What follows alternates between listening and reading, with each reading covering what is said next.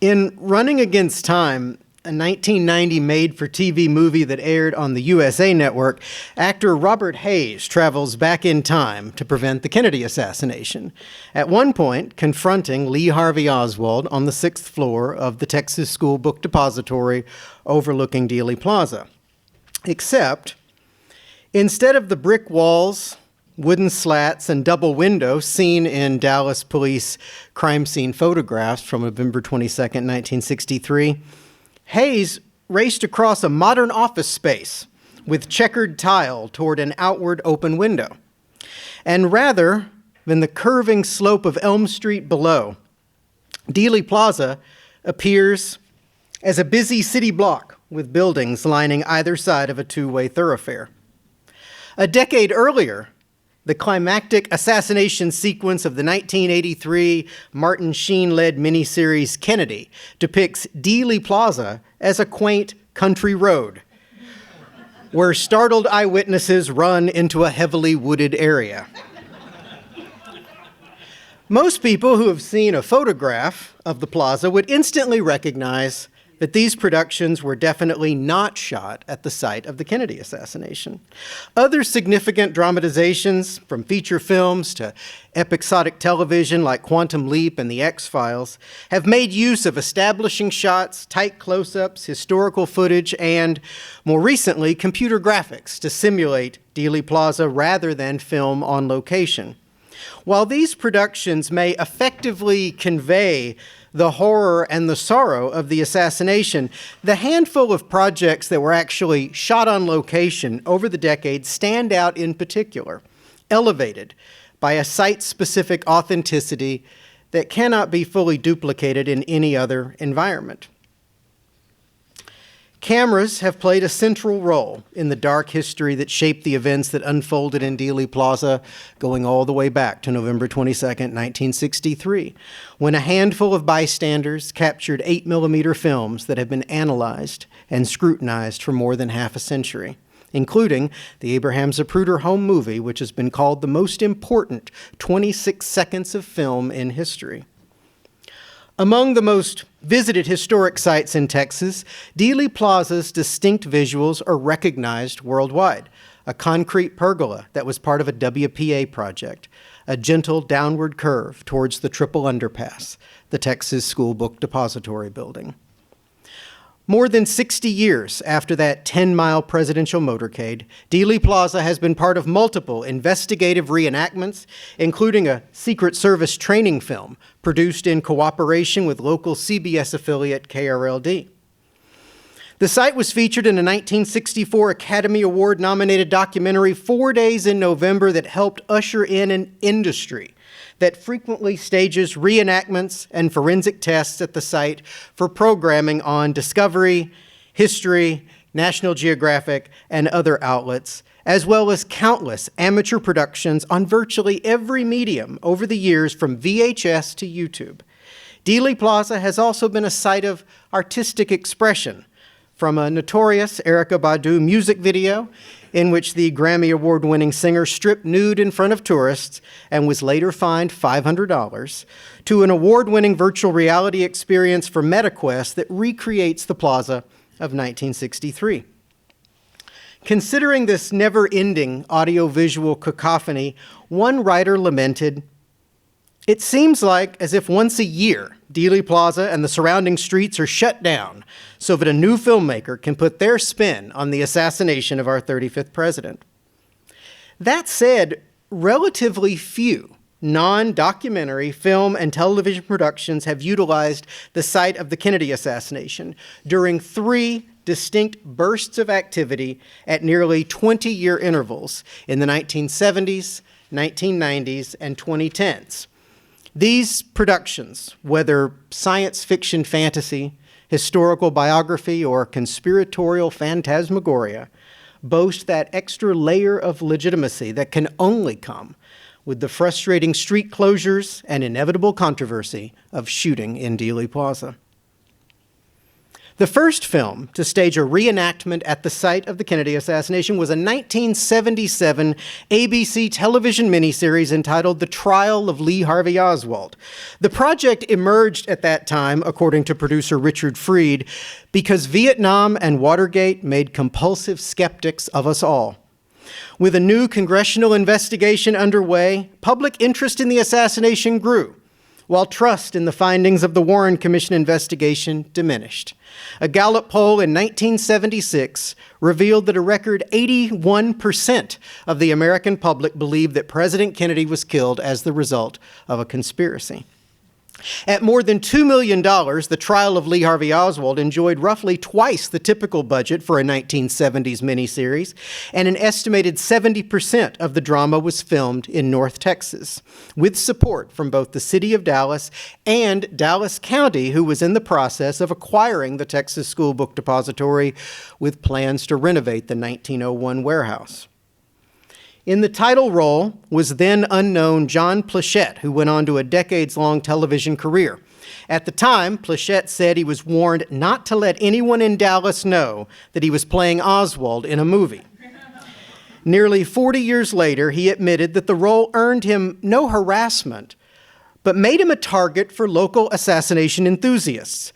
One individual approached him on set with a briefcase full of documents and, in Plachette's words, presented a cockamamie theory that went all the way back to the Jewish Bank and the Illuminati.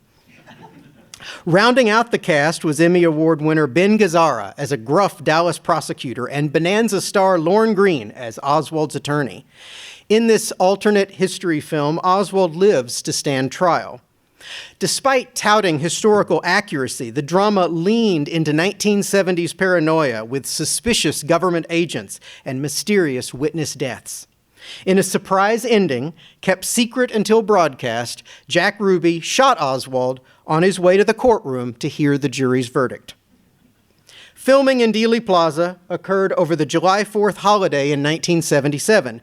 Since the depository had remained unaltered since 1963, the film's early scenes provide some of the best color imagery of the building's interior prior to extensive Dallas County renovations. Important exterior elements, including the distinctive breeze blocks on the ground floor and the rooftop Hertz rent-a-car billboard, all removed by 1979, were captured on film just in time. In addition to a recreation of the assassination, the TV movie also saw the jury journey to the empty 6th floor to witness a sharpshooting test, a sort of reenactment within a reenactment. Once again demonstrating a conspiratorial bias, it suggested that 2 shots from the depository and 1 from the grassy knoll might have been the most plausible scenario. The film's dramatic assassination reenactment was painstakingly staged, relying largely on the Zapruder film. It was so well done that the sequence was reused a few years later in a 1985 time-traveling episode of The Twilight Zone. Less than 15 years after the assassination, there were those who felt it was disrespectful to conjure up the ghosts of 1963 at the site. A journalist who witnessed the production wrote, "At 12:30 p.m. Central Standard Time, a caterer set up on a grassy knoll with sandwiches and lemonade. A group of electricians smoked cigars and played poker, while spellbound parents and children hurried to the obliging actor signing autographs, 'Best wishes, JFK.' A bystander interviewed by the Associated Press lamented that God did not want the assassination to be recreated. The first major production in Dealey Plaza seemed destined for controversy, including a lawsuit to prevent the closure of downtown streets and a local cast member who died in a murder-suicide shortly before the miniseries aired. The most significant controversy was a 4-year legal battle with the owners of a 1964 locally produced movie of the same name. Shot on a shoestring budget just a few months after the assassination, The Trial of Lee Harvey Oswald feature film was a 90-minute courtroom drama that premiered in Milwaukee in May 1964 to enthusiastic apathy, according to a local critic, who declared the movie had almost no dramatic or artistic qualities. Anticipating renewed interest in the assassination due to the new congressional investigation, the owners of the 1964 trial of Lee Harvey Oswald re-released the movie in the mid-1970s, earning $4,500 across 2 years. After unsuccessfully trying to stop the ABC miniseries from airing, the owners of the film sued the network for $25 million. A federal jury finally sided with ABC in 1981. Regardless of any controversy, ABC's The Trial of Lee Harvey Oswald failed to enchant critics or audiences. Aired across 2 evenings in October 1977, the 4-hour miniseries was a flop in the Nielsen ratings. The Washington Post called it tasteless and reprehensible, and questioned whether the party game it plays with tragic history represents a threat to the national mental health. Newsweek declared it a case study on the dangers of television docudramas, while closer to home, Rena Peterson at the Dallas Morning News was personally offended by the corn-pone dialogue given to local law enforcement, which made everyone in Dallas a funny-talking, ill-tailored slow wit. Perhaps most damning of all, Lee Harvey Oswald's widow, Marina Oswald Porter, told reporters that she fell asleep while watching the miniseries. The public reaction to trial did not bode well for rival CBS, who came to town just a month behind ABC with their own competing miniseries, Ruby and Oswald.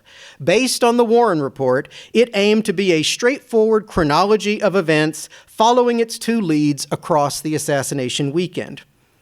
The film starred character actors Frederick Forrest as Oswald and Michael Lerner as Jack Ruby, both of whom went on to Academy Award-nominated film performances later in their careers.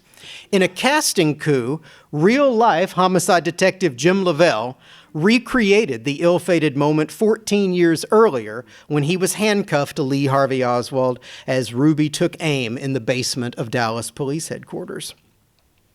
Ruby and Oswald was directed by Mel Stewart, who, while best known for the musical fantasy Willy Wonka and the Chocolate Factory, also directed the 1964 documentary 4 Days in November. As a result, a significant amount of original news footage previously used in his documentary was incorporated into the CBS miniseries, so much so that the production did not stage a reenactment of the assassination. Instead, their on-location filming primarily featured the exterior and interior of the Texas School Book Depository. Later, the plaza turned up as the backdrop for a scene in which an emotional Jack Ruby wandered among wreaths and flowers, telling a police officer that the memorials demonstrated that people in this town really care. Filmmakers did a good job accurately recreating some of the more noticeable tributes in the plaza from the actual weekend of the assassination. The ABC and CBS miniseries were shot so close together that some props were recycled. The same wooden and foam Texas School Book Depository sign turns up in both productions. It was then left behind and stored for several years on the empty 6th floor. The prop is now part of the collection of the 6th Floor Museum. Shifted from its scheduled November 1977 broadcast, likely to put some distance between it and the underwhelming trial, Ruby and Oswald aired in February 1978 and fared only slightly better among critics, who were collectively more bored than offended.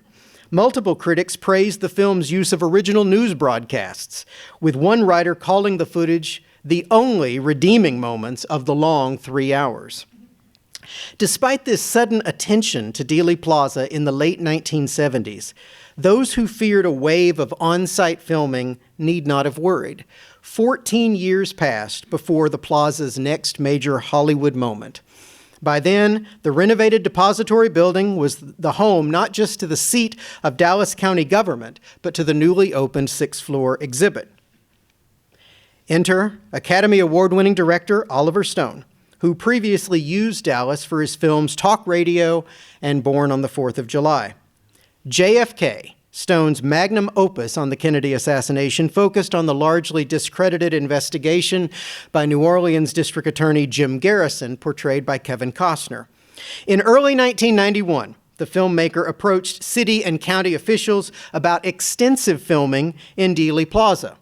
Although there were concerns about his proposal, this Warner Brothers motion picture would be a boon for the local economy. North Texas Film Commissioner Roger Burke estimated the production would spend between $5 and $8 million in Dallas. In staging the most physically accurate recreation of Dealey Plaza since 1963, the JFK film crew transformed the site through vintage signage, period automobiles, and carefully trimmed trees. The crew faced a tougher challenge with the exterior of the depository, which had notably changed since the late 1970s. Stone ultimately repainted windows, altered signage, and added styrofoam breeze blocks on the ground floor to convincingly restore the building to its appearance on the day of the assassination. His crew also covered the county parking lot with gravel and faux railroad tracks and reconstructed part of the depository's loading dock. It was a costly process with fees of up to $1,500 per day per building, in addition to the expense of rerouting traffic. Dallas County also required a $50,000 security deposit, $1 million insurance policy, and a $500 per day penalty if cleanup was not completed by a specified date after filming concluded. As for interior photography at the depository, Stone faced another delicate battle. His initial pitch that the entire sixth-floor exhibit be temporarily relocated to the empty seventh floor was rejected, forcing the director into difficult negotiations with the Dallas County Historical Foundation. Ultimately, Stone was granted limited access to the sixth floor over a 2-day period to film inside the sniper's perch with a maximum crew of only 5 people. Additional scenes needed for the sixth floor were filmed on the seventh floor, set dressed to more closely resemble its downstairs counterpart. Oliver Stone's interest in Dealey Plaza rekindled a much older discussion about commercial exploitation at the site. The 12-year development of the sixth-floor exhibit, following a battle to save the depository from demolition, had prompted community soul-searching about the darkest moment in its modern history. Public officials in the early 1990s were in many ways the children of Dealey Plaza, living the legacy of the Kennedy assassination in Dallas. A San Diego journalist in town for filming captured the feelings of many. The city of Dallas is curious, to put it mildly, about how its image will fare under the direction of Oliver Stone. Dallas has been trying to shake its city of hate reputation for nearly 30 years. And now this, a $40 million reminder. Filming for JFK began on April 15, 1991. For 2 weeks, streets on the west side of downtown were blocked, rerouting some 21,000 automobiles per day. For the community, the overall experience felt both cathartic and surreal. The actors portraying John and Jackie Kennedy had lunch in costume at the nearby Palm Restaurant, while Lee Harvey Oswald and Jack Ruby, portrayed by actors Gary Oldman and Brian Doyle Murray, Bill Murray's brother, enjoyed cocktails at the Stoneleigh Hotel bar. Original eyewitnesses from 1963, hired by Stone as film consultants, populated the plaza daily, often mingling with the actors portraying them. Meanwhile, visitors to the sixth floor watched filming from the windows overlooking Dealey Plaza, one tourist calling it a bonus for the usual admission fee. On one particular day, the motorcade down Elm Street was reenacted 15 times. JFK was a box office hit and critically acclaimed for its artistic achievements. After opening in December 1991, it eventually grossed more than $200 million worldwide and won 2 Academy Awards, Best Film Editing and Cinematography, out of a total of 8 nominations.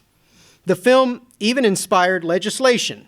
The President John F. Kennedy Assassination Records Collection Act of 1992, and introduced a new generation to the labyrinthian story, though many historians and journalists argued that it did a disservice to history by distorting facts.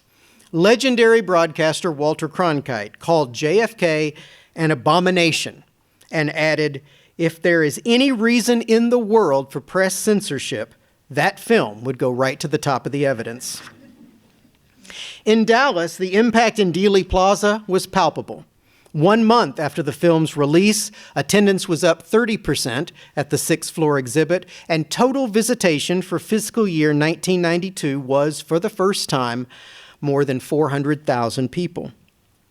With this renewed cultural relevance and interest in the site, it was inevitable that another film production would follow.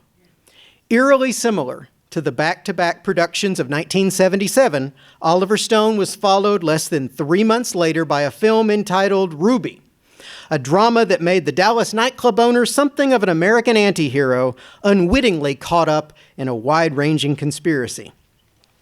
With only 8 days of location filming and a production 1/5 the size of JFK, Ruby was a much less intrusive film. Even traffic disruption was kept to a minimum, as Ruby shot only 2 sequences in Dealey Plaza, an odd pre-assassination scene in which Ruby walks around with a mafia cohort, and a modest assassination reenactment filmed with only a handful of extras.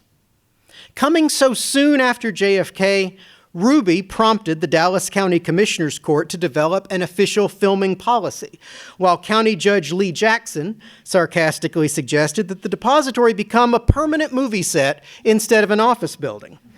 It probably did not help that as the commissioners discussed the upcoming Ruby production, work crews for Oliver Stone were still cleaning up at a cost to Stone of $500 per day, more than a week after his deadline. Judge Jackson's fears about the building proved to be justified. The Ruby Production Company lost $15,000 of their security deposit after some depository bricks were discolored by spray paint.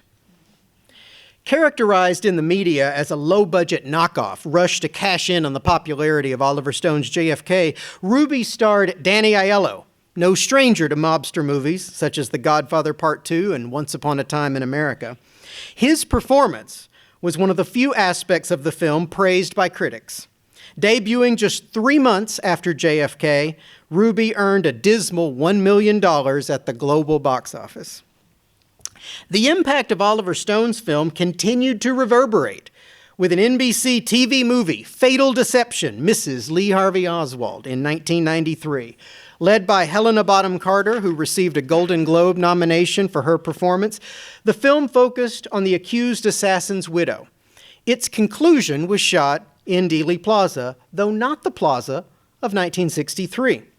The movie depicted Marina Oswald Porter visiting the site on the assassination anniversary in 1978, 1 year after the trial of Lee Harvey Oswald and Ruby and Oswald were actually filmed in Dealey Plaza.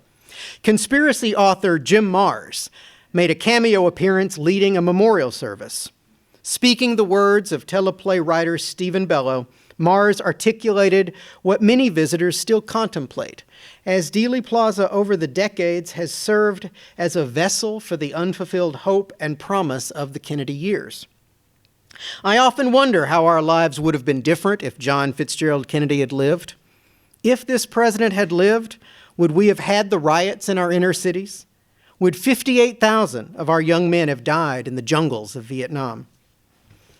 After the 30th anniversary in 1993, when Dealey Plaza was named a National Historic Landmark District, significant non-documentary film and television projects abated for another 20 years. In the last decade, one last pair of back-to-back film productions has impacted the site. A Hulu miniseries, 11/22/63, based on the book by Stephen King, and director Rob Reiner's biopic, LBJ. In the 8-hour Hulu miniseries, a high school teacher, played by James Franco, travels back in time to prevent the assassination. Primarily shot in Ontario, the production spent 3 days in Dallas in October 2015. Although the inevitability of history ultimately triumphed at the conclusion through the magic of time travel, the Hulu reenactment was the first to allow President Kennedy to survive an assassination attempt in Dealey Plaza. The miniseries also marked the first time that a majority of the cast and crew did not have first-hand memories of the tragedy, and the lack of emotional connection was evident. Interviewed on local television, the actor portraying President Kennedy expressed relief that his character survived his ride through Dealey Plaza, joking, "Getting killed? I hate it when that happens." Lead actor James Franco tweeted several on-set selfies. One of them captioned, "Chillin' in Dealey Plaza, gotta save JFK, yo." If anyone was offended by the lighthearted atmosphere, their complaints were drowned out by the primary concern among local residents, downtown traffic. Despite pleas from the Office of Special Events and the Dallas Police to film over a weekend, the 11/22/63 production insisted on a Tuesday to Thursday shoot, citing actor availability. Portions of Main, Houston, and Elm Streets were closed for more than 12 hours each day, leaving angry commuters stuck in gridlock traffic. Dallas Film Commissioner Janie Birkeland suggested that the downtown congestion was worth the production's local investment of $1.5 million. To achieve their recreation, filmmakers constructed a sniper's perch shadow box diorama on the roof of the depository to provide an appropriate view out the faux corner window for close-up shots. More than half a century after shots reverberated in the plaza, witnessing the motorcade live left many spectators speechless. Lauren Zakalik of WFAA reported, "Even though people knew it was coming and knew it was just a reenactment, there was little they could do to prepare themselves to see it." Released between February and April 2016, the science fiction thriller received largely positive reviews and won Hulu a Saturn Award for Best Television Production. Rob Reiner's LBJ came to Dallas less than a month after Hulu. In fact, the productions were so close together that a local news outlet initially reported Reiner's project as a continuation of the Hulu series before correcting the story the following day. Reiner's crew used Dealey Plaza for 2 days in early November with nearly identical street closures. Unlike previous films that necessitated set dressing the Texas School Book Depository, with this film's focus on Vice President Lyndon Johnson, portrayed by Woody Harrelson, the depository never appeared on screen. The 2-day shoot yielded just 1 minute of screen time. The casting of Harrelson was ironic, since his late father, convicted murderer Charles Harrelson, at one time confessed to having killed President Kennedy.